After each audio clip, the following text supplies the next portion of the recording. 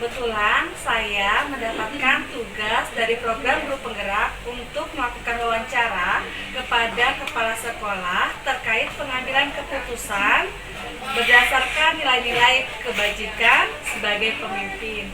Mohon izin Ibu, waktunya sebentar.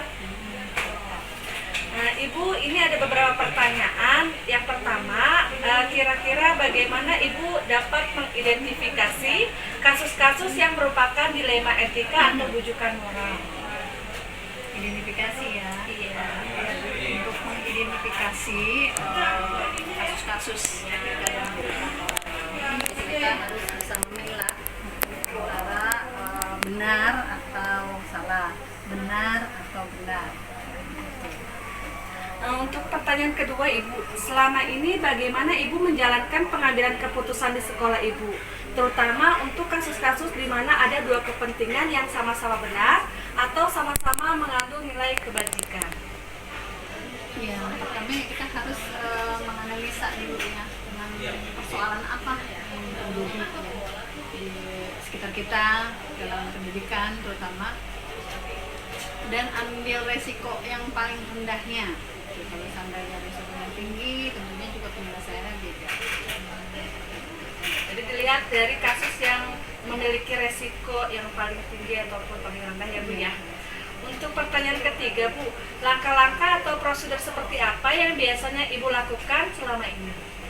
Langkah-langkahnya yaitu cari penyebabnya dulu, masalahnya dan siapa saja yang terlibat di situ ya. Kemudian diskusikan ya, sampai kita menemukan solusi yang paling tepat. Kemudian ambil minimalisir resiko. Baik Ibu, pertanyaan yang keempat, hal-hal apa saja yang selama ini Ibu anggap efektif dalam pengambilan keputusan pada kasus-kasus dilema etika? Jadi gini, kalau seandainya di pihak yang sama-sama benar ini, tentunya kita jangan terlihat seperti memihak salah satunya. Benar, ya kita harus menyatakan tidak ada yang salah, karena kesalahan itu memang milik manusia ya. Jadi kalau salah, kita katakan salah dengan ketegasan ya, kemudian kita arahkan dan kita motivasi. Jadi selalu mengambil keputusan yang terbaik untuk kedua belah pihak ya Bu ya. Untuk pertanyaan yang kelima Bu, kira-kira hal-hal apa saja yang selama ini merupakan tantangan dalam pengambilan keputusan pada kasus-kasus dilema etika? Biasanya begini, ada pihak yang merasa tidak puas, udah ada solusi sebenarnya, tapi nggak sepenuhnya, dia merasa keberatan, masih belum serak dan seterusnya. Nah seperti itu biasanya memang dilema ya. Tapi kita sebagai seorang pimpinan, kita harus bisa benar-benar meyakinkan bahwa tidak ada yang khususkan gitu. Semua kita pandang sama. Jadi itu tantangannya Bu ya, bagaimana memberikan pemahaman pada semua orang terhadap keputusan yang kita ambil. Untuk pertanyaan selanjutnya Bu, apakah Ibu memiliki sebuah jadwal ataupun sesuatu tata cara untuk penyelesaian kasus dilema etika? Ibu menyelesaikan langsung di tempat atau kira-kira ada jadwal khusus nih untuk menyelesaikan permasalahan tersebut, baik bentuk ataupun prosedurnya, itu bisa dijelaskan seperti apa? Masalah itu sebenarnya tidak boleh langsung diselesaikan. Biasanya kan kita bisa aja salah ya, kita harus analisa dulu seperti awal tadi saya bilang. Jadi selesaikan kasus tersebut itu, tapi harus dengan lihat dengan cermat sisi-sisinya. Jadi kita bukan besok dan kita sudah jernih pemikirannya ya. Jadi dikasih termin lah, jangan sampai kita tergesa-gesa membuat keputusan. Kemudian pertanyaan selanjutnya Bu, adakah seseorang atau faktor-faktor apa saja yang selama ini mempermudah atau membantu Ibu dalam pengambilan keputusan dalam kasus-kasus dilema etika? Ya, tentunya satu yaitu faktor yang pertama adalah dikomunikasikan dengan rekan-rekan sejawat. Jadi kita harus ambil banyak opsi ataupun banyak masukan dari teman-teman. Kemudian juga mengumpulkan informasi yang paling valid ya. Kalau misalnya kita tidak mengambil orang lain, kita sama-sama berpikir ini salah, kemudian lakukan tindakan tegas dan preventif. Jadi preventif dulu nih supaya tidak terjadi melebar, dan kalau sudah tahu apa penyebabnya ya kita bisa bahas. Jadi penting ya Bu untuk mengkomunikasikan semua keputusan terhadap rekan sejawat supaya ada keputusan yang terbaik ya Bu ya. Selanjutnya Ibu, dari semua hal yang telah disampaikan, pembelajaran apa yang dapat Ibu petik dari pengalaman Ibu untuk mengambil keputusan terkait kasus dilema etik? Pelajaran yang dapat saya petik dari beberapa keputusan yang saya sudah ambil ya selama ini. Jadi kita paham karakter orang tidak sama. Jadi juga penanganan terhadap orangnya pun tidak sama. Ya, metode-metode.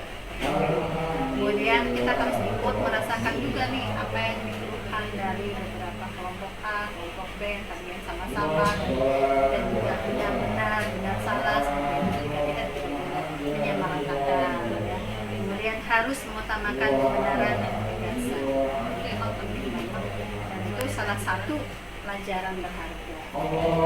Baik Ibu, terima kasih atas jawabannya. Semoga bisa menjadikan pembelajaran bagi saya untuk pengambilan keputusan ke depannya. Terima kasih atas waktunya Ibu. Sama-sama. Assalamualaikum.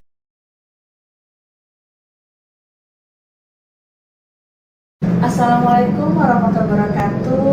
Bagaimana kabarnya Pak Ega? Alhamdulillah baik.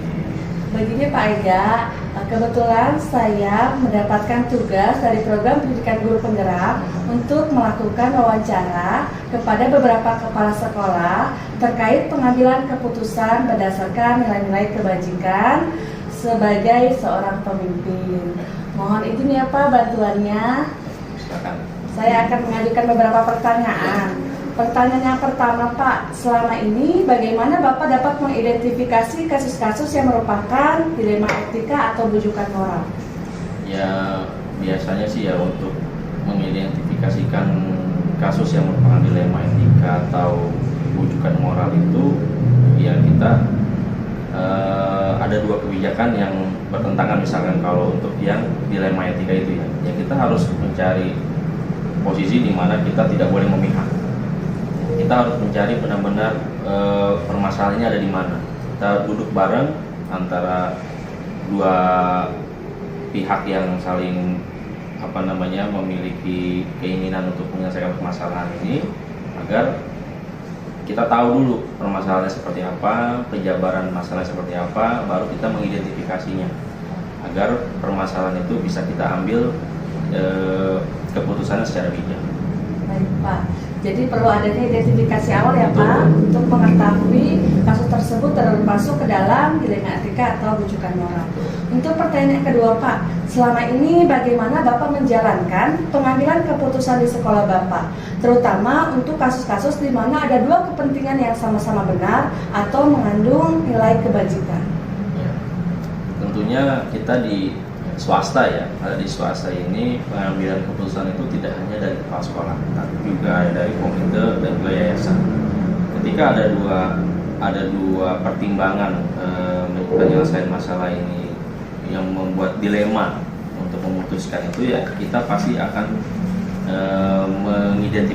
setelah mengidentifikasi kita mencoba untuk berkonsultasi kepada komite dan juga kepada yayasan untuk sama-sama bisa mencari solusi yang terbaik. Intinya seperti itu. Baik Pak, untuk pertanyaan ketiga nih, langkah-langkah atau prosedur seperti apa yang biasa Bapak lakukan selama ini? Langkah-langkah yang saya ambil ketika saya harus mengambil keputusan dari sebuah kasus itu, kita selain mengidentifikasi yang muncul itu, kita cari bukti-bukti juga ya untuk mendukung keputusan yang nanti akan kita ambil. Kemudian juga kita harus bisa mencari solusi lain dari yang tadi ada komite dan yayasan untuk membantu memberikan solusi dari menyelesaikan permasalahan ini. Baik Pak, untuk pertanyaan keempat nih, hal-hal apa saja yang selama ini Bapak anggap efektif dalam pengambilan keputusan pada kasus-kasus dilema etik? Ya kita harus bisa menyelesaikan dengan kepala dingin, dengan menyederhanakan permasalahan ini. Jangan justru mengambil keputusan yang akhirnya melibatkan banyak orang banyak yang terlibat, akhirnya permasalahan bukan makin saudara malah makin rumit untuk diselesaikan. Jadi kita harus bisa menyederhanakan itu agar keputusan-keputusan yang kita ambil bisa mendapatkan solusi yang terbaik. Pertanyaan selanjutnya, Pak, hal-hal apa saja yang selama ini merupakan tantangan dalam pengambilan keputusan pada kasus-kasus dilema etika? Biasanya ketika kita menghadapi kondisi dilema etika itu, hal yang saya anggap efektif itu adalah kita bisa membawa banyak manfaat bagi semua pihak untuk setiap keputusan yang kita ambil. Ya, keputusan yang kita ambil mungkin akan bisa diterima sepenuhnya, ada juga yang tidak bisa menerima sepenuhnya. Ya cuman ya kita pastinya mengambil keputusan itu berdasarkan dengan temuan-temuan dalam setiap identifikasi itu untuk mencari yang terbaik. Ya kalau memang keputusan itu masih ada yang belum puas, ya nanti kita akan mencari solusi-solusi lain untuk menyelesaikan. Baik Pak, jadi memberikan pemahaman terhadap keputusan pada karena nggak semuanya pasti 100% setuju. Ya, betul. Jadi itu tantangannya Pak ya. Betul. Pertanyaan selanjutnya Pak, apakah Bapak memiliki sebuah tata cara ataupun jadwal tertentu dalam sebuah penyelesaian kasus dilema etika? Apakah Bapak langsung menyelesaikan di tempat atau memiliki sebuah jadwal untuk menyelesaikannya, baik bentuk ataupun prosedurnya seperti apa? Bisa Bapak jelaskan? Ya. Kalau untuk hal itu sebenarnya tidak ada waktu yang khusus ya, hanya saja mungkin perlu waktu yang tepat, yaitu kita bisa memprioritaskan kasus mana yang perlu diselesaikan terlebih dahulu. Mana di antara beberapa permasalahan atau kasus ini mana yang paling berat dan harus segera dicarikan solusinya, itu yang akan kita dulukan. Baru permasalahan-permasalahan lain, sehingga kita tidak membiarkan permasalahan-permasalahan besar itu terus berkecamuk di dalam sekolah. Ya, Pak. Jadi ditentukan dulu prioritas kasus mana. Kita prioritaskan. Ya. Pertanyaan selanjutnya Pak, adakah seseorang atau faktor-faktor yang selama ini mempermudah atau membantu Bapak dalam pengambilan keputusan dalam kasus-kasus dilema etika? Pastinya ada ya. Kita di sini kan punya pembantu kepala sekolah, ada wakil kepala sekolah. Kemudian sebisa mungkin ketika permasalahan ini bisa diselesaikan oleh pihak sekolah, kita akan maksimalkan dulu untuk penyelesaian itu dari tingkat sekolah. Ketika kita sudah berembuk dan tidak bisa menyelesaikan permasalahan, ya kita akan mencoba meminta solusi dari komite atau yayasan. Terakhir nih Pak ya, pertanyaannya, dari semua hal yang telah disampaikan, pembelajaran apa yang Bapak petik dari pengalaman Bapak mengambil keputusan dilema etika ini? Dalam mengambil sebuah keputusan, ya kita memang sangat perlu mengidentifikasi terlebih dahulu agar tidak salah langkah atau tidak salah memberikan kebijakan. Kemudian kita melakukan pengujian terlebih dahulu. Lalu apakah setelah kita uji mana yang benar, mana yang salah, kita akan tahu setelah itu. Kemudian kita juga dapat menentukan keputusan terbaik itu setelah kita menjalani proses-proses yang tadi kita sudah jalankan. Baik Pak, terima kasih atas waktunya. Sama-sama. Terima kasih atas bantuannya. Kalau begitu saya pamit undur diri. Terima kasih ya Pak. Assalamualaikum. Salam.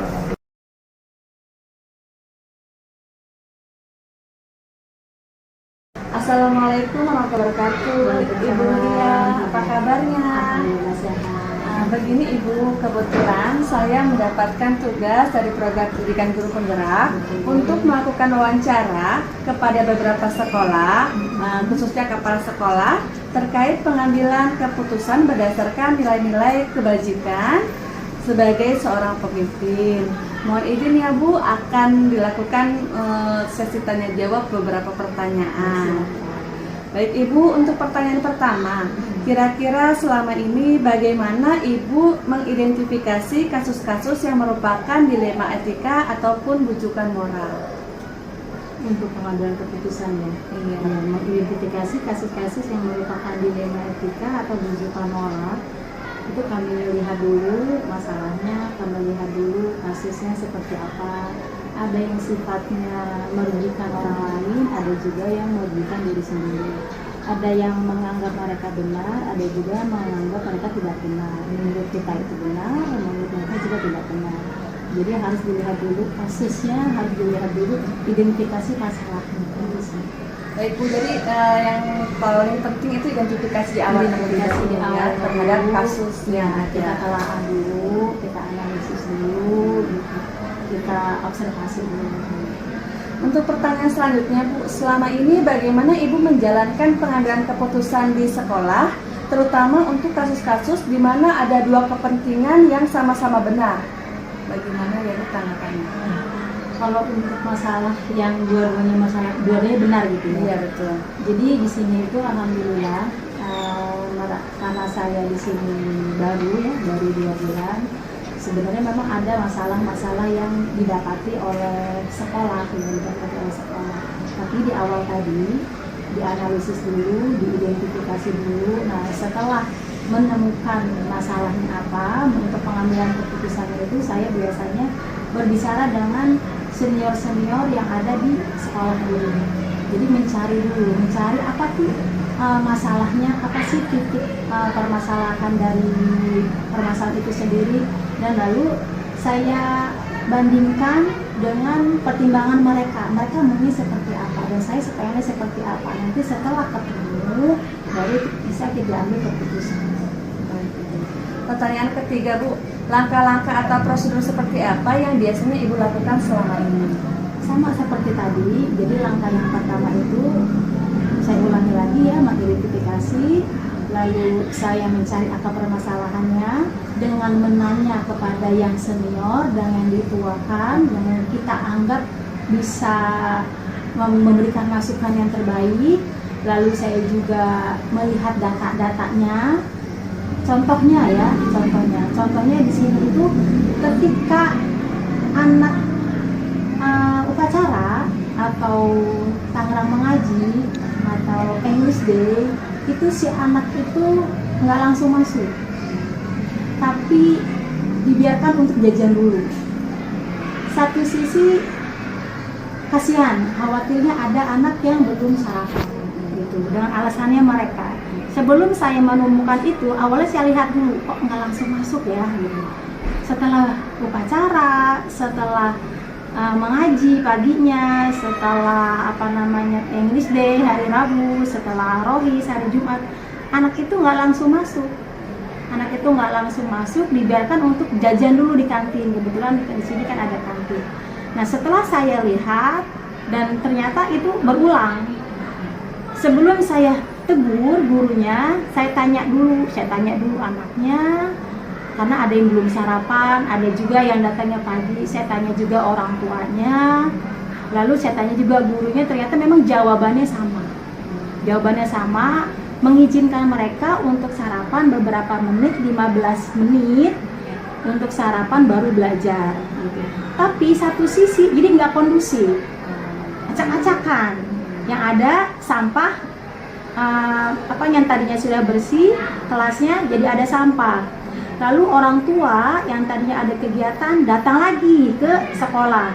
Jadi untuk pembelajaran mulai jam berapa gitu.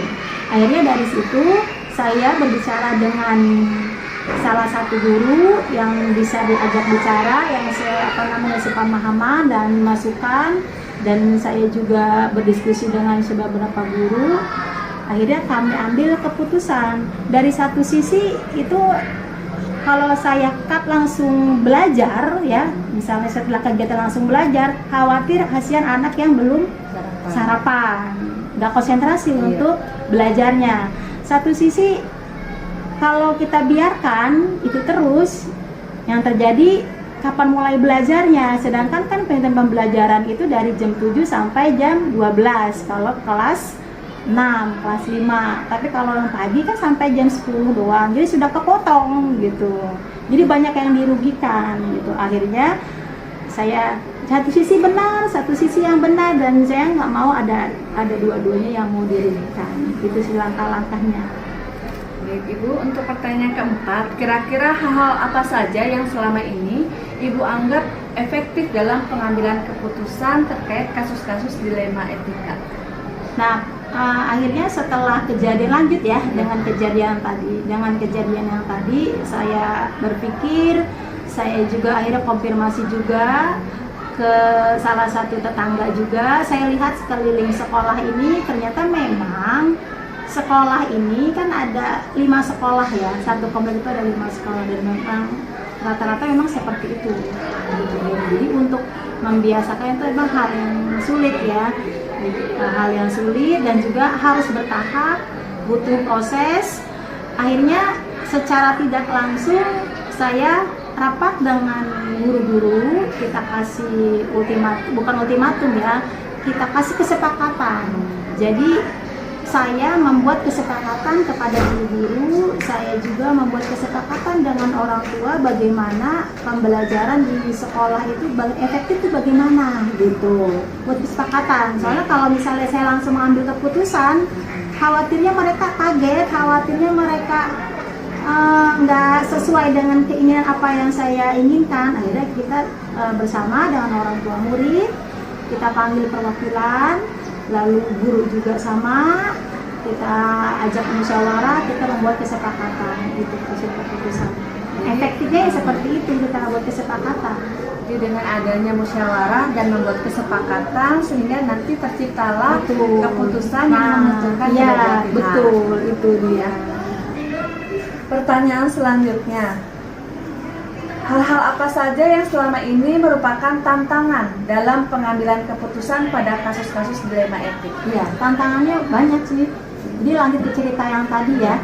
Jadi tantangannya yaitu tadi, orang tua banyak yang kerja.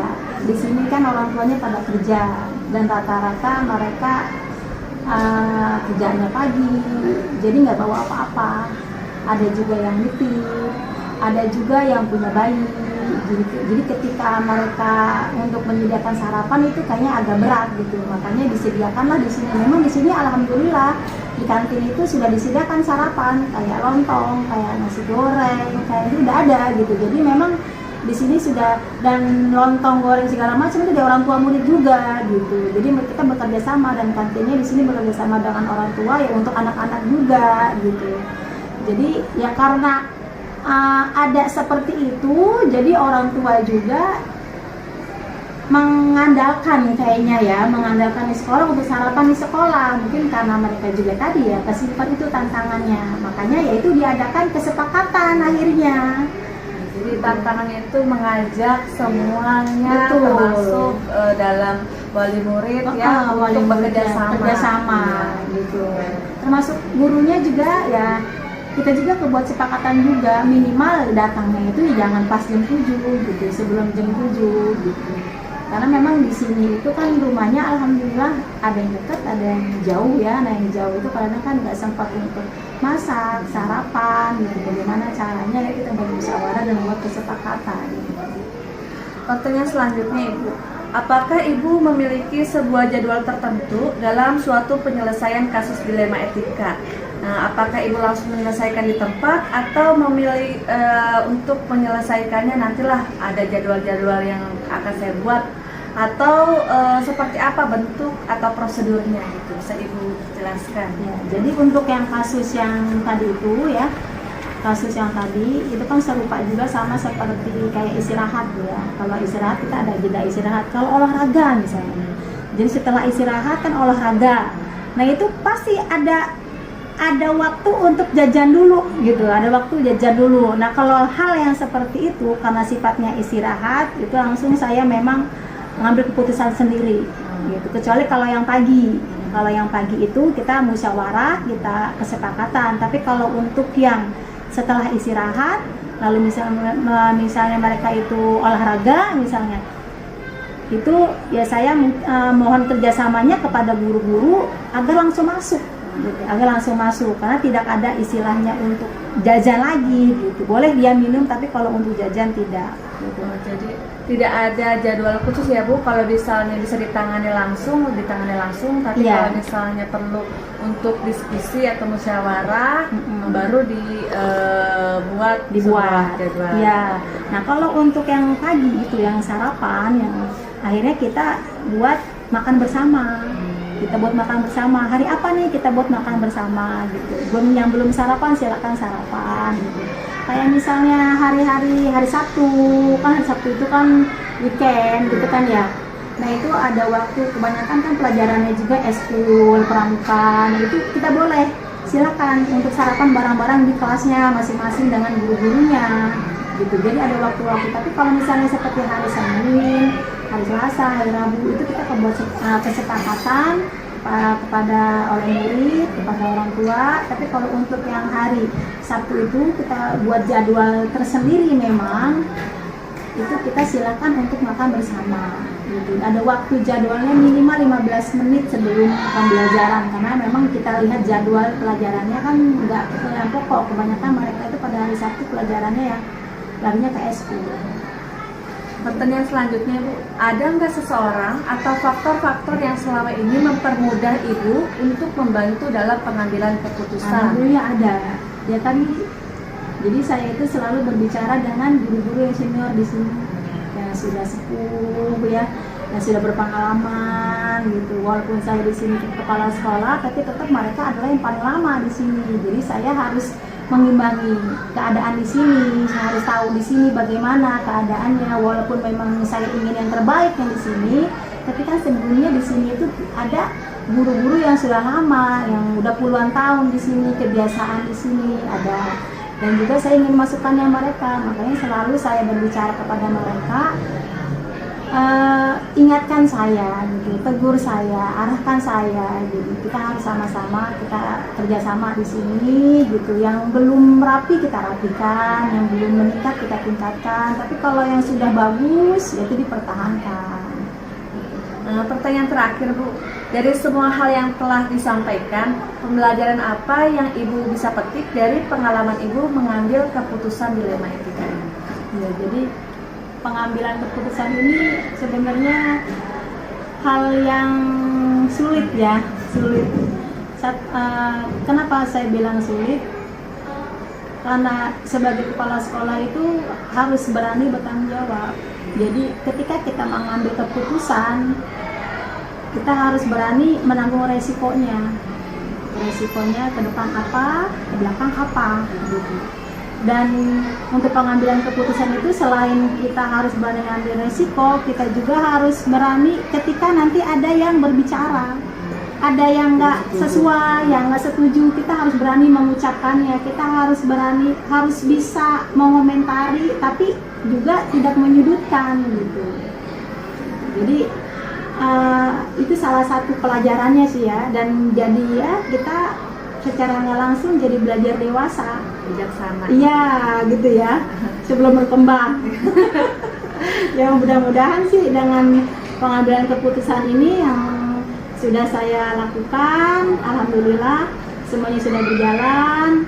Dan saya yakin nanti ke depannya pasti ada masalah-masalah yang lebih lagi. Kalau ini kan, kalau menurut saya masalah yang seperti ini masalah yang ya masih dibilang lumrah lah ya gitu, masih bisa ditangani bersama. Dan suatu saat nanti ke depannya pasti akan ada lagi masalah-masalah atau yang saya harus ambil keputusan yang harus lebih dan ekstrim lagi gitu. Mudah-mudahan dengan permasalahan yang sekarang ini yang sudah saya lakukan, pengambilan keputusan ini yang sudah saya lakukan itu bisa menambah pembelajaran juga buat saya tambah dewasa, terus juga banyak istilahnya referensi dari mereka, masukan dari mereka. Jadi saya juga bisa banyak mikir bagaimana caranya mengelola emosi gitu. Karena kan pada saat kita berbicara dengan orang tua begini gitu kan ya, kita khawatirnya kebawa emosi kita gitu, bawa emosi kita. Jadi secara nggak langsung kita menurunkan emosi kita juga sih sebenarnya. Mendewasakan diri ya gitu. Baik Ibu, terima kasih Ibu atas jawaban-jawabannya. Sudah sangat menginspirasi sekali. Semoga kedepannya bisa juga menjadikan pembelajaran untuk saya. Terima kasih sudah mau diganggu. Kalau begitu saya pamit undur diri ya Bu ya. Assalamualaikum. Waalaikumsalam warahmatullahi wabarakatuh.